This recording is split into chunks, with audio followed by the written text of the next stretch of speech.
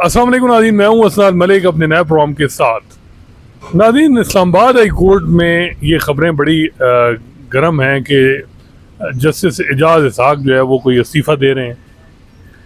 Justice Sarfaraz Dogar permanent Islamabad high court के chief justice बन चुके हैं। अब इस वक्त इस्लामाबाद हाई कोर्ट में क्या चल रहा है, क्या कोई इस्तीफ़ा दे रहा है या ये ख़बरें मनगढ़ंत हैं? डोगर साहब आए हैं तो क्या इस्लामाबाद हाई कोर्ट में कोई तब्दीली आएगी? इस हवाले से हमने आज साकिब बशीर साहब को मदऊ किया कि जी वो ज़रा बताएं कि इस्लामाबाद हाई कोर्ट में चल क्या रहा है। तो बहुत शुक्रिया साकिब साहब। पहले तो बताएं कि सरफराज डोगर साहब जो हैं वो आए हैं चीफ जस्टिस परमानेंट, क्या तब चेंजेस आ रही हैं? कोई बड़ा कोई मामला आ रहा है कोई उसके बाद परमानेंट? पहले वो हुकूमत के मरून मिन्नत थे, उनको वोट दरकार थे हुकूमत के जब उन्हें चीफ जस्टिस बनना, अब वो चीफ जस्टिस बन गए, अब कोई तब्दीली आएगी? पहली बात तो यकीनी तौर पर उनको वोट दरकार थे और वो मुस्तकिल चीफ जस्टिस बनने के बाद जो है वो उसमें कोई हतमी तौर पर कुछ चीज़ जो है वो कर सकते थे। वो आपकी बात ठीक है, लेकिन जब ट्रांसफ़र करके लाहौर से 15वें नंबर से उनको इस्लामाबाद लाया गया तो उसका मकसद जो है वो यकीनी तौर पर ये नहीं था कि उनको वापस भेजा जाएगा। तो वो यहाँ पे आए, सीनियर तरीन हुए, फिर सुप्रीम कोर्ट ने उस पर स्टैंप लगाई, सदर ने स्टैंप लगाई और उसके बाद वो पहले एक्टिंग और फिर अब मुस्तकिल चीफ जस्टिस बन चुके हैं। यकीनी तौर पर इस मुस्तकिल चीफ जस्टिस बनने के बाद पहले ही हम देख रहे हैं कि जो 5 जज हैं, पहले तो 6 होते थे, उनमें जस्टिस अरबाब मोहम्मद ताहिर अब जो है वो इन 6 जजेस में वो शामिल नहीं हैं। 5 जज हैं जो सुप्रीम कोर्ट भी गए थे और उनकी अभी भी intra court appeal supreme court में ज़ेरे इल्तिवा है। तो उन 5 जजेस को एक्टिंग चीफ जस्टिस जब जो चीफ जस्टिस थे तो हमने देखा कि उनको साइड लाइन करने की कोशिश हो रही है और उस मुख्तलिफ हवालों से एडमिनिस्ट्रेशन कमेटी से उन जजेस को अलग किया गया। वो जजेस डिस्ट्रिक्ट जुडिशरी पर जो है वो मुख्तलिफ जजेस तैनात थे डिस्ट्रिक्ट जुडिशरी के ईस्ट वेस्ट स्पेशल कोर्ट्स पे, वहाँ से जो है वो हटाया गया। फिर ट्रिब्यूनल था जो डिस्ट्रिक्ट जुडिशरी के जजेस के जितने भी सर्विसेज मैटर हैं वो देखता था, उससे उन जजेस को अलग किया गया। बल्कि उसमें बाकायदा तौर पर उस वक़्त के एक्टिंग चीफ जस्टिस ने जो है वो जो सदर ने मंजूरी दी ट्रिब्यूनल की, जो डिस्ट्रिक्ट जुडिशरी के सर्विसेज मैटर देखते हैं, उनमें जस्टिस मोहसिन अख्तर, जो जस्टिस बाबर सत्तार, जस्टिस जहांगीरी, इनको अलग कर दिया गया और नए जजेस को डाला गया। तो 3-4 मेजर, एक 5वां जो रूल्स थे इस्लामाबाद हाई कोर्ट के, जो रूल्स बड़े अरसे से उन पे जस्टिस आमिर फ़ारूक के दौर में काम हो रहा था, तो उन रूल्स को जो काम जस्टिस मोहसिन अख्तर कियानी ने किया हुआ था उसके उल्ट, मतलब उनकी जो तजावीज़ थी, जितना इन डेप्थ उन्होंने काम किया हुआ था, उस पर साइड लाइन करके अलग से रूल्स जो है वो तब्दील करा लिए गए। तो उनके एक्टिंग चीफ जस्टिस के दरमियान 5 बड़े ये काम हुए। फिर आपने देखा कि जो अर्जेंट केसेस हैं वो उन जजेस के पास बहुत कम लगते हैं। फिर हमने ये भी देखा कि सिंगल बेंच के ऑर्डर्स के ख़िलाफ़ इंट्रा कोर्ट अपील में, अभी सिंगल बेंच में केस जो है वो पहली स्टेज पे ही होता है, तो इंट्रा कोर्ट अपील में जाकर वहाँ उसको स्टे करके सारा रिकॉर्ड मंगवा लिया जाता। फिर 8वां काम ये हुआ कि जो केसेस बग़ैर बेंचेस की मर्ज़ी के उनके केसेस निकाल कर दूसरे बेंचेस में भेजना शुरू हो गए। तो ये 8-9 काम इंटरनली हाई कोर्ट के अंदर जो एक्टिंग चीफ जस्टिस जब थे सरफराज डोगर साहब, उनके दौर में हुए। तो अब तो वो मुस्तकिल हो चुके हैं। तो मुस्तकिल होने के बाद डेफिनेटली अब मुकम्मल तौर पर बाख्तियार वो हो चुके हैं। अब देखना होगा कि आगे जुडिशरी तो तब्दीली देख रहे हैं, कैसे चलना है। तब्दीली देख रहे हैं।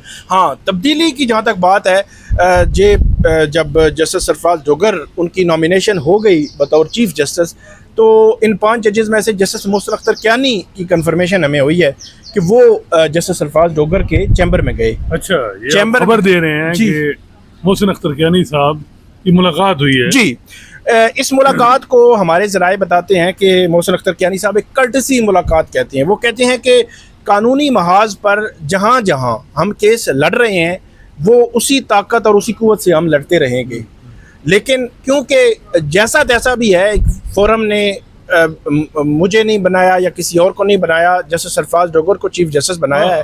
तो अब क्योंकि अगर हम माने ना माने, लेकिन वो चीफ जस्टिस है, तो वो उनके चैम्बर में चले गए और चैम्बर में जाकर मुबारकबाद दी।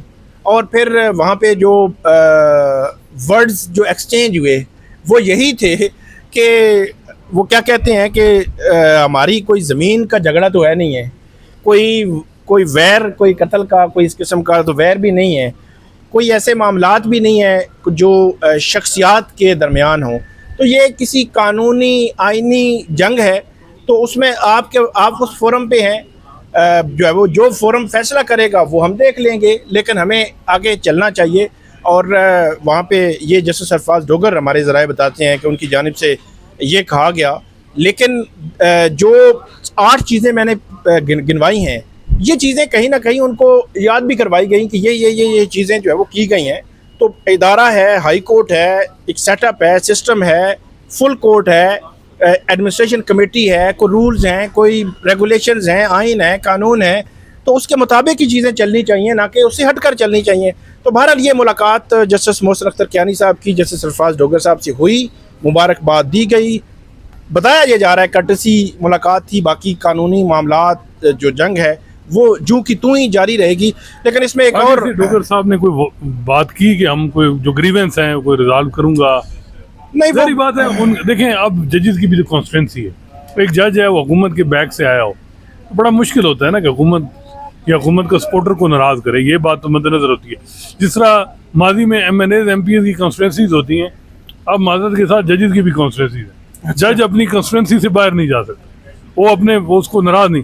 तो आपको क्या लग रहा है कि डोगर साहब की जो मुलाकात ये हुई मोहसिन अख्तर कियानी साहब से, कोई तब्दीली, उनकी जो 7-8 चीज़ें आपने गिनवाई, इनमें कोई रद्द-बदल होगा या नहीं? कोई मेरा ख्याल है वो ये जब जिस दिन जस्टिस सरफराज डोगर आए थे 1 फरवरी को, तो वहाँ भी तकरीबन 3 फरवरी या 4 फरवरी को टी रूम में उनकी ये बात आपस में हुई थी। अब भी यही हुई है, बातें तो सारी हो रही हैं, लेकिन हालात बताएंगे, वाक़यात बताएंगे, आइंदा 1-2 माह में हमें पता चलेगा कि क्या वो तब्दीलियाँ आ रही हैं, आ सकती हैं, या जस्टिस सरफराज डोगर साहब पूरी चीफ जस्टिस जो हाई कोर्ट है उसको इकट्ठे मिलाकर जब वो चलेंगे, और वो मिलाकर मलिक साहब ऐसे ही चला जा सकता है कि अगर एक मामला फॉर एग्जांपल रूल्स के हवाले से है, या जो एडमिनिस्ट्रेशन कमेटी के हवाले से कुछ लेजिस्लेशन या उसमें कोई रूल्स में तब्दीली थी, तो इस किस्म के मामलात जो कि फुल कोर्ट के सामने जाने चाहिए, अगर वो फुल कोर्ट के सामने जाएं, वहाँ डिस्कशन हो, मेजॉरिटी प्रिवेल करे, मेजॉरिटी का डिसीजन हो और उसको आगे लेकर चलें, तो फिर तो मेरा ख्याल में ठीक है, कुछ ना कुछ चीज़ें पॉजिटिव भी इसमें आ जाएंगी। लेकिन जिस तरह पिछले 6 माह में इस्लामाबाद हाई कोर्ट को हमने देखा है, अगले 3-4 माह 6 माह भी हम उसी तरह देखें तो फिर तो हम उसको तब्दीली नहीं कहेंगे ना। नहीं, बिल्कुल ठीक आप बात कर रहे हैं। इसमें सराद मलिक साहब एक और ख़बर भी है। ख़बर ये है कि जो सदर मुमलिकत का जो ऑर्डर है, उस ऑर्डर को भी ये हमारे ज़राए बताते हैं कि चैलेंज किया जाएगा, यानी एग्जीक्यूटिव ऑर्डर जो है वो चैलेंज किया जाएगा। जी, वो अलग चैलेंज होगा वो, क्योंकि इंट्रा कोर्ट अपील अलग जब हो चुकी है और वो सदर का ऑर्डर अलग चैलेंज होगा, क्योंकि उसके अपने असरात हैं और उसमें जो सीनियरिटी है वो टॉप पे दी गई थी जैसे सरफराज डोगर को, और दूसरा मुस्तकिल उनको करार दिया गया था। सही। अच्छा, दूसरा ये बताएं कि ये तो अब डोगर साहब देखते हैं कि क्या करते हैं, क्या तब्दीली वो लाते हैं इस्लामाबाद हाई कोर्ट में, अब उन पर जिम्मेदारी तो है, अब वो हुकूमत की मरून मिन्नत भी नहीं रहे।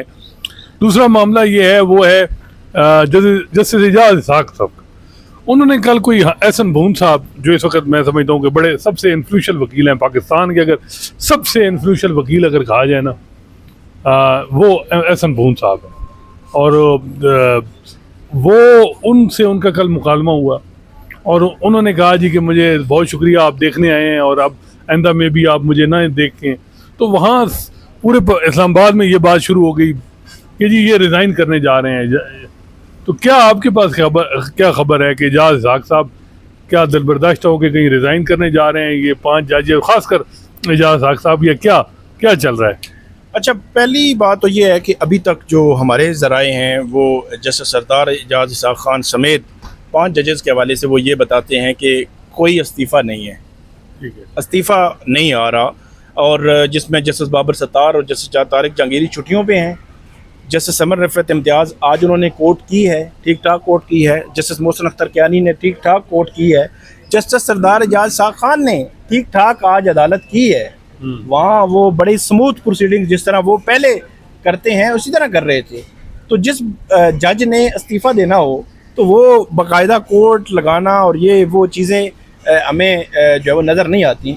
उनकी छुट्टियां शुरू हो जाती हैं या कोई ऐसी सिचुएशन नज़र आना शुरू हो जाती है। फिर हमारे कि कोई ये 5 जज जो है वो इस्तीफे का नहीं सोच रहे, इस्तीफे का तो बिल्कुल नहीं खाली कर रहे। और मैं एक बात बताऊं कि मेरा ख्याल है, लोग कहते हैं कि जैसे सरदार एजाज शाह खान जो है वो हो सकता है इस्तीफ़ा दे दें, जल्दी कर दें। जहाँ तक मेरी अंडरस्टैंडिंग है, एक तो वो कम्पिटेंट हैं, दूसरा उनको फाइनेंशियल इशू बोल्ड हैं, फाइनेंशियल इश्यूज भी नहीं है उनको। जी जी ठीक है, ये एक बड़ा मैटर होता है। बिल्कुल। तो लेकिन एक चीज आपको ये मैं आपको बता दूं और आपको भी पता है कि उन्होंने पिछले साल या उससे पिछले साल जो है वो एक इस्तीफा दिया था।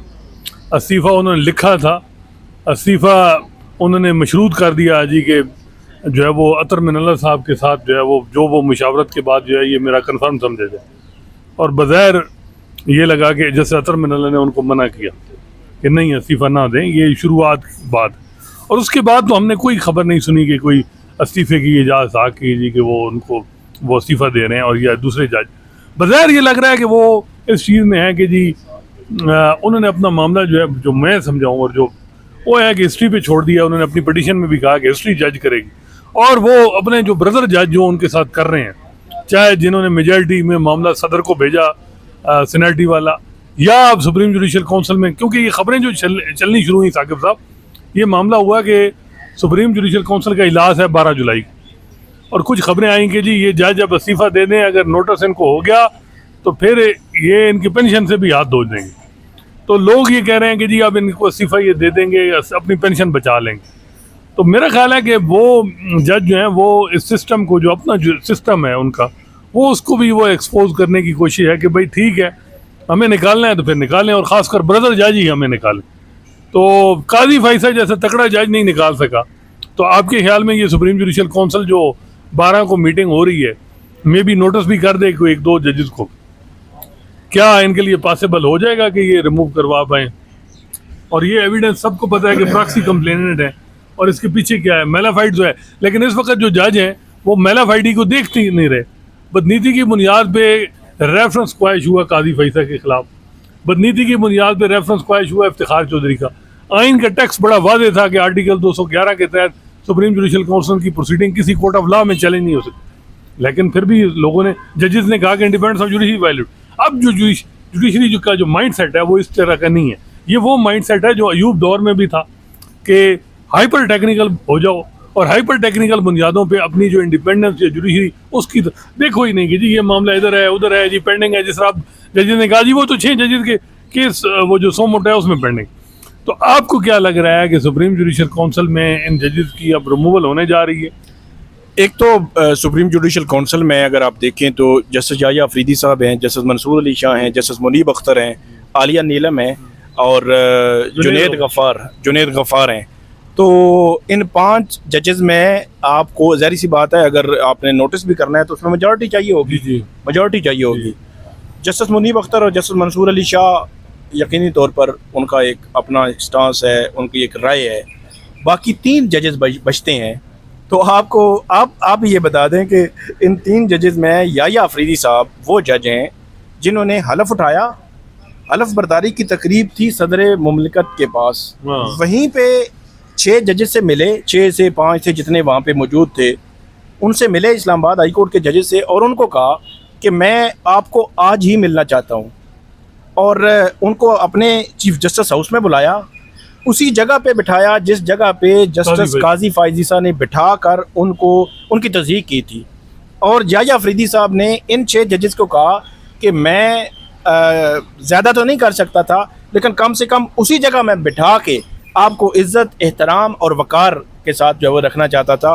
फिर उन्होंने यही यकीन दहानी भी कराई कि जो आपने ख़त लिखा है उस खत को हम सुप्रीम जुडिशल काउंसिल में लेकर जाएंगे एजेंडे पे, और कोड ऑफ कंडक्ट उस पे हम जो है वो बनाएंगे और सारी चीज़ें, और अब जो है वो बड़ा स्मूथ हो जाएगा। तो क्या उनका वोट इन जजेस के खिलाफ जा सकता है? नहीं, लेकिन वो मैं आपको बताऊं, जब पावर का मजा हो या जो भी हो, याह्या अफरीदी साहब तब्दील हो गए हैं। अच्छा, वो मजे ले रहे हैं? तो नहीं, उनकी तब्दीली देखे ना, उन्होंने ट्रांसफर को एंडोर्स किया। उनको नहीं पता था कि सरफराज डोगर साहब क्यों आ रहे हैं, सबको पता था कि मिशन क्या है। आपने इतने बुनियादों पे इतने कार्ड खेला, लेकिन सबको पता था कि सरफराज डोगर साहब की इंडोर्समेंट अगर आप ना करते, अड़ जाते, तो ये मामला ना था। फिर इस तरह की बातें भी हुई कि हाँ जी ये जज मिलते भी तो रहे हैं, वो अलग बात है, जो मिलता रहा है वो अब इस वक्त कहाँ है। देखिए मसला ये है कि जो याह्या अफरीदी साहब हैं वो सिस्टम के बेनिफिशरी हैं, सीधी बात है। 26वीं तरमीम के बेनिफिशरी हैं। 26वीं तरमीम ना होती तो वो चीफ जस्टिस ना बनते। और निज़ाम इस वक्त जो है वो ये है कि भाई आप either you are with us और अगेंस्ट अस, ये नहीं हो सकता। तो मेरा ख्याल है कि याह्या अफरीदी साहब, हाँ ये है कि इस्लामाबाद हाई कोर्ट में जिस तरीके से उन्होंने ट्रांसफ़र इंडोर्स की, उन्होंने उनकी 50 साल दोस्ती भी काफ़ी डंड पड़ा अतर साहब का और उनका मामला में भी वो ये हूँ कि मैं इस्लामाबाद हाई कोर्ट में कोशिश उन्होंने की अभी मियां गुल हसन की, और आगे से शौकत सदीकी साहब ने उनको वो बातें सुनाई कि वो याद रखेंगे। तो मेरा ख्याल है कि याह्या अफरीदी साहब पे आप ज़्यादा उम्मीद ना रखें, क्योंकि उनका जो अभी रिसेंट पास का जो तजर्बा है वो ऐसा नहीं है कि वो ये 5 जज जो हैं वो समझें कि जी हमें कोई दे दीजिए। हो भी सकता है, लेकिन बात से बात। जुनैद गफ्फार साहब हैं, उन्होंने 2 महीने बाद रिटायर होना है। देखिए हर जज की ये होती है कि मुझे आईनी बेंच में नहीं रखा सिंध हाई कोर्ट में, मुझे हुकूमत की गुड बुक में तो मैं हूँ नहीं। मजबूरन सिंध हाई कोर्ट के चीफ जस्टिस उनको बनाया गया। वजह ये थी कि पीपल्स पार्टी जिसको बनाना चाह रही थी उसके लिए बाहर के दोनों नुमाइंदे तैयार नहीं थे, तो फिर मजबूरन कहा गया कि 2 महीने इनको चलाओ, फिर के आगा साहब को देख लेंगे। ये भी अब ये है कि जो जुनैद गफ्फार साहब हैं, ये अलग बात है, हुकूमत के पास बड़े कार्ड है। हुकूमत कह सकती है कि भाई आपको सुप्रीम कोर्ट लाया जा सकता है, ज़रा ये कर दें, मतलब देखिए इन 5 जजेस को इबरत का निशान बनाना है तो हुकूमत ने बनाना है, एग्जीक्यूटिव ने बनाना है। तो हुकूमत कुछ भी कर सकती है, लेकिन मेरा नहीं ख्याल कि जुनैद गफ्फार साहब, उनकी शोहरत जो सुनी है मैंने, वो पोजीशन लेंगे। लेकिन 2 महीनों में क्या प्रोसीडिंग कंक्लूड होगी, कोशिश होगी कि इसको लंबा किया जाए, ताकि अब अगला मामला आ जाएगा कि क्या Atiq Shah supreme judicial council के मेंबर बनेंगे या सरफराज डोगर बनेंगे, ये देखें। अच्छा उसके बाद आसान वाले, हाँ, क्योंकि सितंबर तक तो मैं भी ये चलता रहे, ये जो वो ऐसे ही चलाया जाए, असल मामला तो उसके बाद है। लेकिन देखते हैं कि सुप्रीम जुडिशल काउंसिल क्या करती है। लेकिन ये अगर आप कहना कि ये कोई केस बना पाएंगे ये 5 जज, वो जो आलिया नीलम जो है वो देखिए उनका माजी तो ये नहीं बताता कि वो इन जजेस को सपोर्ट कर, मतलब इस माइंड सेट के हैं कि वो इन जजेस की इनकी, क्योंकि इन जजेस का जो केस क्या है, इनका ये है कि जी हमने इंटरफेरेंस पे आवाज़ बुलंद की और अभी हमें इबरत का निशान बनाया जा रहा है। अब क्या जैसे आलिया नीलम की क्या अप्रोच थी जब वो जो लेटर लिखा गया था इस्लामाबाद हाई कोर्ट, उसमें हाई कोर्ट के से भी रिपोर्ट मांगी थी। अब मुझे नहीं मालूम कि आलिया नीलम साहबा उन जजेस में थी जिन्होंने कहा था कि इंटरफेरेंस ओपन सीक्रेट है या नहीं, ये अब देखना पड़ेगा। लेकिन मेरा ख्याल है कि वो मुश्किल है। उन्होंने सरफराज डोगर साहब जो है उनको ट्रांसफर करने के वाले से कंसल्टेशन भी दी। हाँ वो की, देखिए वो तो सारा सब ने किया ना। देखें अब देखें शफी सदीकी साहब ने सिंध हाई कोर्ट के जज को की। वजह यह है कि जज हुकूमत कहेगी भाई मीटिंग हो रही है 5 दिन बाद, आपने सुप्रीम कोर्ट आना है कि नहीं, बताएं। देखें हम तो सीधी बात है ना, लोगों में तसुर क्या बनता है कि ये जज अगर ना करते शफी सदीकी साहब वहीं बैठे होते, आप समझे ना सारी बात। आमिर फारूक साहब अगर ये रगड़ा ना देते इन जजेस को, इनको कमेटियों से ना निकालते, वो ऑलरेडी 3 साल से रिलेट हो रहे थे, उनको फिर ना लाया जाता। समझे निज़ाम 26वीं तरमीम का बड़ा सिंपल है कि अगर आप हुकूमत के साथ चलते हैं तो आपकी प्रमोशन है, आपकी एलिवेशन होगी, आपको चीफ जस्टिस बनाया जाएगा। अगर हुकूमत को आपने, अब तो इतलात ये हैं कि कुछ हाई कोर्ट से खबरें आ रही हैं कि जजेस जो हैं वो ऑफ द रिकॉर्ड भी हुकूमत के खिलाफ बात नहीं करते कि हमारी सीवी ना खराब हो जाए, कि यहीं ऐसा ना हो कि अब एक और जो हथियार है जुडिशल कमीशन में वो ये है कि जजेस की परफॉर्मेंस को वो रिव्यू करेंगे और सुप्रीम जुडिशल काउंसिल में वो रिकमेंडेशन भेजेंगे कि ये दिस जज जो है ये फिट नहीं है। तो हुकूमत इस वक्त हर लिहाज से डोमिनेंट है और कमाल तरीके से 26वीं तरमीम को उन्होंने इस्तेमाल किया है। लेकिन ये आपने भी देखा कि उसमें कुछ ब्रदर जज मैं कहता हूँ ब्रदर, उन्होंने सपोर्ट ना की होती तो मुश्किल था, लेकिन वो इस वक्त बजाय ये लग रहा है कि वो भी एग्जीक्यूटिव के साथ ही है। तो मेरा ख्याल है कि सुप्रीम जुडिशल काउंसिल में तो कुछ नहीं होना। अब ये मुझे बताएं कि आज चौधरी फवाद हुसैन चीफ जस्टिस याह्या अफरीदी की अदालत में गए और उन्होंने कहा जी मेरा केस जुडिशल आर्डर था फिर भी नहीं लगा, और जो वो 3 रुकनी बेंच आज अवेलेबल था तो नहीं, तो उन्होंने कहा कि नहीं आपका केस लगा देते हैं, और कल लग गया। पीटीआई को क्या फवाद चौधरी से ही सबक नहीं सीखना चाहिए कि केसेस 26वीं तरमीम के बाद ज़बरदस्ती लगवाए जाएंगे? इंसाफ से झूठ भूल जाएं। मुलाकातों के लिए, केस फिक्स के लिए आपको एक पूरा माहौल बनाना पड़ेगा। आपके ख्याल में पीटीआई को नहीं चाहिए कि वो भी इस्लामाबाद हाई कोर्ट के चीफ जस्टिस सरफराज ठोकर साहब को मिले और या उनके कोर्ट रूम में जाके कहें कि जी आपने कहा था कि जल्दी केस लग जाएगा, डेट दे दूंगा? ये दोनों चीज़ें नहीं है तो काइंडली डेट दे दें। बिल्कुल आपने ठीक पॉइंट आउट किया है। ये हैरान कौन है, 26 जून को आखिरी समाअत हुई थी 190 मिलियन पाउंड केस की, और तब से अब तक तकरीबन 12-14 दिन गुजर चुके हैं। 14 दिन, तो 14 दिनों में एक अर्ली हेयरिंग की दरख्वास्त तो दायर कर दी गई है सलमान सफदर साहब की जानिब से। वो तो चलें लीगली उस केस को देख रहे हैं, लेकिन इस केस को आपने पॉलिटिकली भी, जिस तरह आपने पॉइंट आउट किया कि 26वीं आईनी तरमीम के बाद आपको केस लगाने के लिए आपको ठीक ठाक माहौल बनाना पड़ेगा, आपको आना पड़ेगा। लेकिन पिछले 14 दिनों में पीटीआई की जानिब से जो पहले माहौल बना के वो आते थे, बात करते थे ओपन कोर्ट में, फिर सेक्रेटरी टू चीफ जस्टिस के ऑफिस में बैठते थे, फिर कहते थे जी हमें बताएं हमारा केस कब लगेगा। मुज़ाकरात होते थे, और मुज़ाकरात होते थे, और मुज़ाकरात में बाज़ के साथ मुज़ाकरात हो रहे हैं जी कि डेट दें हमें, केस लगाना है या नहीं करना। और एक अगर बिल्कुल फेयर जो है वो इस पर कमेंट किया जाए तो ये हक है मुलज़िम का जो जेल में बैठा हुआ है कि बेल मैटर्स अर्जेंट मैटर्स होते हैं और अर्जेंसी पर लगते हैं। 2018 में शरीफ फैमिली के एवनफील्ड केसेस छुट्टियों में जस्टिस अतर मिनल्ला और जस्टिस मियां गुल हसन औरंगजेब सुनते रहे, और जब उसको लटकाने की कोशिश की नैब ने तो उन्होंने नैब को जुर्माने किए और डे टू डे हेयरिंग में हो रही थी। लेकिन यहाँ पे ये केस अभी 0 पे खड़ा है तकरीबन, अभी इस पर कोई आर्गूमेंट्स नहीं हुए। इसके बावजूद पिछले 14 दिनों से पीटीआई की जानिब से कोई वहाँ जाकर बात नहीं की गई। जो आपने फवाद चौधरी की बात की कि उन्होंने आज बात की, तो मेरे ख्याल में उनका केस लग भी गया। मतलब आज बात की है, बात ना करते तो केस ना लगता, बात की है, केस भी लग गया है, खबर भी लग गई है। साकिब जरा वैसे बड़ी हैरानगी है 26वीं तरमीम जुडिशियल आर्डर जब भी होता था ना डेट का, चाहे बेंच 2 रुकनी भी होता था, एक दफ़ा केस लग जाता था, फिर जज कहते थे कि जी हम 2 बैठे हैं, फिर ये केस। अब जुडिशियल आर्डर के बावजूद रजिस्ट्रार ऑफिस में ये जो भी केस लग ही नहीं रहा, ना सुप्रीम कोर्ट में और हाई कोर्ट में भी कई दफ़ा हमने देखा। ये क्या चल रहा है? ये हैरान कौन है। ख़ास तौर पर हमने ये इमरान खान और पीटीआई के केसेस में, पॉलिटिकल केसेस में या हाई प्रोफाइल केसेस में ज़्यादा इसका होता है।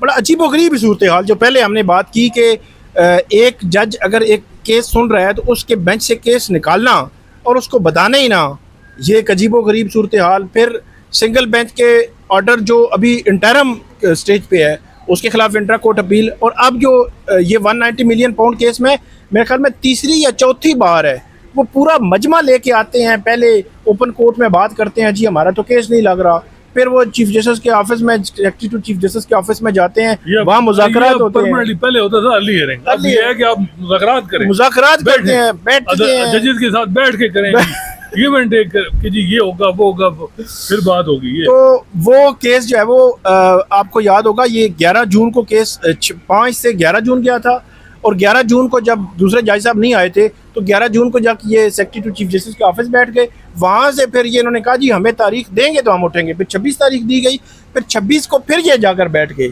26 को जब ओपन कोर्ट में जज साहब ने तारीख नहीं दी तो ये दोबारा जाकर बैठ गए। तो इनको बताया गया कि अभी छुट्टियाँ होने जा रही हैं और रोस्टर अभी जारी नहीं हुआ, तो वो आता है तो केस लग जाएगा। तो पहले 10 दिन तो उसमें भी गुजर गए, 14 दिन गुजर गए और अभी तक केस तो नहीं लगा। उसकी कोई अभी अर्ली हियरिंग, आसिफ साहब छुट्टियों पे हैं, आसिफ साहब जो है वो नेक्स्ट छुट्टियों पे जा रहे हैं। लेकिन एक और मलिक साहब छुट्टियों में, वो 2018 की मैं मिसाल दूंगा, ये ऑर्डर होता था कि हम नोटिस कर रहे हैं, नेक्स्ट अवेलेबल बेंच के सामने फला दिन लगा दें।